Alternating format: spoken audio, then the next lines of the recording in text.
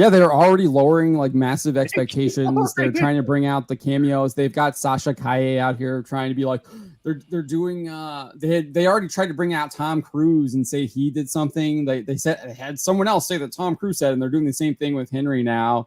And with Sasha Kaye, like, oh, Henry watched the movie and he loved it. And it's like, well, why didn't he say that? Why hasn't he said that? That's kind of weird. I got in trouble saying that. I got in trouble for saying, her last name, Sasha Kaye. Kaye is street. And I got in trouble for saying, so then she's of the streets. She's a woman of the streets. I got in trouble. Well, I mean, if you've seen her recent Instagram pictures, she looks like someone who might not be a woman in the next few months. In trouble. Let's put it that way. Anyway, she's going to go the Ellen Page route. That's no good. Look, I have to tell you though, it looks it doesn't look bad. I mean, there are moments where it looks like they decided to abandon Snyder's, always dark universe. But I think someone was, hey, it's me, said he saw it. Whoa. Yeah, he said he saw. Where is it? His comment. Hey, it's me again. He said he saw it, and he said like he enjoyed the Ezra stuff, and he thinks Normies will swallow it and not remember that he's a criminal. Here it is. He said, I just went last night to an early screening, guys, and unfortunately, against all reason, I quite enjoyed Ezra. Clearly, the movie is enjoyable enough for Normies to ignore the Ezra drama. Sad to say, like he said. That doesn't mean it's going to perform in the box office. Yeah, I mean, you got to get people to actually show up in order to see the film first, and I don't think that people are. I mean, the last I saw last week was 70 million was what they were expecting domestically, which is absolutely abysmal. We think Little Mermaid at 95 was bad. Well, that's 70 million. It's $25 million less than Little Mermaid. It's like I said at the beginning of the show. Remember a few months ago when Black Adam did 400 million and everyone was trying to make it seem like that killed DC? And now you're looking ahead of what all these other movies are doing. It's like, hey, it doesn't seem that bad of a number now, does it? But it needs to make over $1 billion because there's been so many reshoots. It's cost so much money. Yeah, but there's also the other thing that this movie apparently, because everybody forgets there's an Aquaman movie coming out in December as well. Right, so this is not the last DCEU or whatever. No, it's not. There's two more actually, and Blue Beetle too. Don't forget Blue Beetle. Oh no, but Blue Beetle apparently just like kind of fits into the James Gunn universe. So it's like it might have been DCEU greenlit though. It was still DC. Oh, it probably I'm pretty sure that's the case, but I'm pretty sure that's the one character that we know that we get to see in the James Gunn universe coming back. If as opposed to let's just say Ezra Miller. It's not. I think if that movie bombs, it goes the way of Shazam.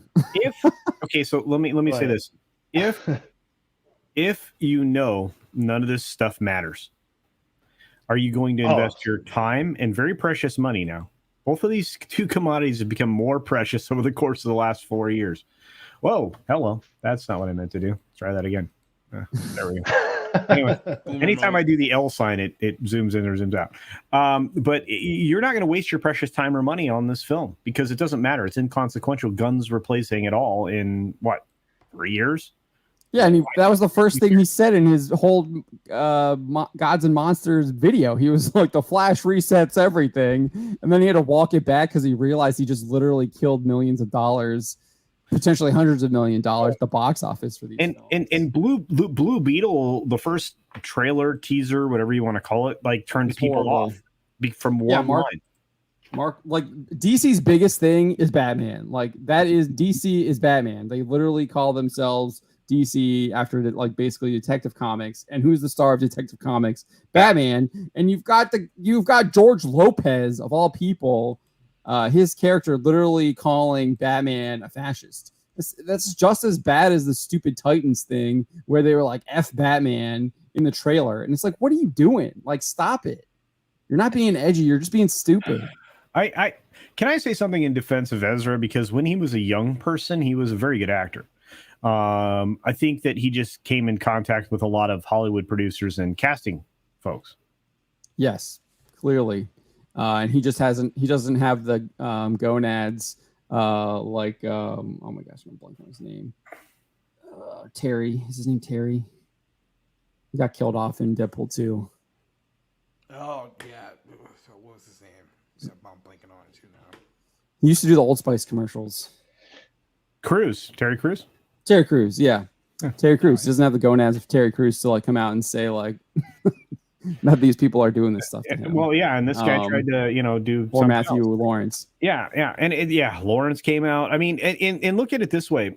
I mean, Walt Disney, because we'll get back to that, and I'm just trying to play for time here because of stuff. But Walt took very good care of Mr. Russell, Kurt Russell. Right. He brought him into Disney from a very young age. He was a child actor, transitioned to an adult actor, did amazing stuff for Disney. And from that point forward, Kurt Russell knew what Hollywood was all about. So whenever he could get a hold of and I'm not saying in the wrong way, guys, whenever he could get in contact with a young actor, he would try to drag them away from situations that would lead to a bad place. Kurt Russell's one of the unique good guys in Hollywood, and there's not a lot of them left. So just FYI. I mean, I just kind of feel like now that, if you are a good guy in Hollywood, it's like, why would you even want to stay in this industry at this point? There's lots of people that are leaving. And I do think there are some like decent people. I mean, I think Mel Gibson is Mark Wahlberg. They're trying to do some good things. At least it seems that way. So I need Matt Damon and Ben Affleck to figure out which side of the coin they're on. Because once they do, that'll be a good thing. I mean, I thought they've always been on the left wing side pretty openly for a number of years. They've flip flopped a lot. Yeah, and I think actually Damon is might be an environmentalist. I could see Affleck flipping a little bit, but I never got the indication that Matt's flipped at all. I think Affleck's issue is he's an alcoholic. Yeah, probably. That and J-Lo, but that's a whole other conversation. Yeah, but Pinochet says I think he's over that. He gave up the boozing. Yeah. Look, that shit's hard to quit. I just cursed again. Sorry, John. That stuff's hard to quit. Yeah. Language.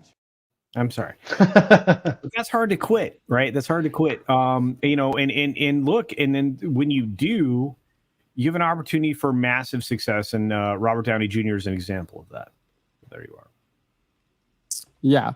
All right. So let's get into this. Flash director Andy Muschietti says he would not recast Ezra Miller in potential sequel. I don't think there's anyone that can play that character as well as he did. So we're even already here. He can't even call him a he. Huge red flag. Embracing the ridiculousness of Ezra Miller, trying to claim that he's some kind of like they. I still think about that. He's one person. I still think about the old Ricky Gervais bit from last year. It's like, what if she raped you? It's like, what? You remember the bit? No, I don't know. And it's actually, go ahead. You know what? The problem is that it's also quite offensive because right now, I think I don't know if it's actually over or not, but the Flash series has got Grant Gustin. It's a pretty decent Flash. It's a pretty decent Barry Allen as well. Especially if you've seen like at least in the first 3 seasons, like the first 2-3 seasons, right? He's a pretty good, pretty decent Barry Allen, a pretty decent Flash as well.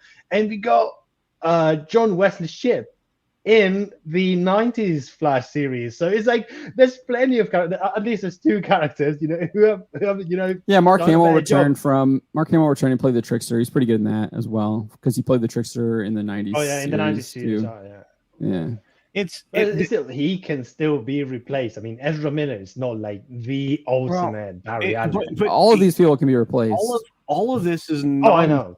All of this is nonsense because they're not. They won't recast him as this version of the Flash. Okay, because this is the last time we're going to see this version of the Flash. I mean, let's just be honest about it. Yeah, it's over. This is over.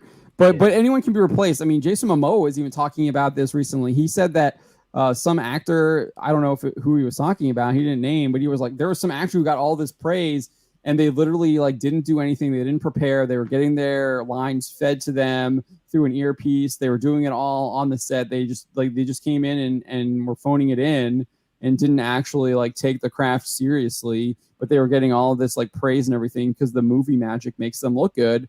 And like the Amber Heard case, like the Johnny Depp Amber Heard case, we had Walter Hamada literally testify that they used movie magic to create chemistry to make it think like these people are actually doing a really good job. And he specifically pointed to how they use the music to emotionally manipulate people while they're in the theaters to make them feel certain ways. Yeah. He was even saying like, I can make you feel happy when it's supposed to, when you're actually viewing something that might actually make you angry by the music. I mean, it's funny though, because I remember when the Aquaman movie came out, and then I'm pretty sure some of the people on the chat are going to recognize this, but the people on Red Letter Media reviewed the movie, and they were like, oh, the scene in the desert, right, when they started playing that music, it's like, no, because we know that you want to feel this way about the characters. So they're arguing, Aquaman and I forget the name of the Amber Heard. Mirror. Aquaman and Amber Heard are arguing, right? But without the music, it's like, I don't know how to feel about this, because there's no chemistry, between the characters. So it's like, yes, they're basically manipulating audiences into thinking that they've got chemistry, but they don't really have any. So there's that. So if you want to watch a pretty good review of the movie, just go to Red Letter Media and just watch that. Yeah, it's a better review than the movie itself. Just you're gonna have a better time watching the review than the movie. But yeah, I'm definitely of the opinion that all these people can be replaced for the most part. I think though, when you prove yourself like Henry did with Superman, his performance was great. He did a good job. He should have been rewarded with another one. So I think it's hard to replace. You're not Tom Cruise obviously is an exception. You're not replacing him as Ethan Hunt. You're not replacing him as Maverick in Top Gun. But I think a lot of these actors can be replaced, and you wouldn't really bat an eye. And I think we see that too, is just like Batman, Christian Bale. If they keep it up in the next couple of years, they're all going to get replaced by AI. So here's the problem: you're still going to suffer from uncanny valley. AI still offers that weird. That's not natural. Oh, it's still a ways off for sure. Yeah, but real quick, I mean, this movie theoretically has several of the bat suits in it. See, I'm more interested in the Batman in this film than any of the. It's a Batman. There's a reason why they're promoting that. Yeah, yeah. The first trailer was we didn't even see the Flash until the minute and a half mark, and it's almost over. Yeah.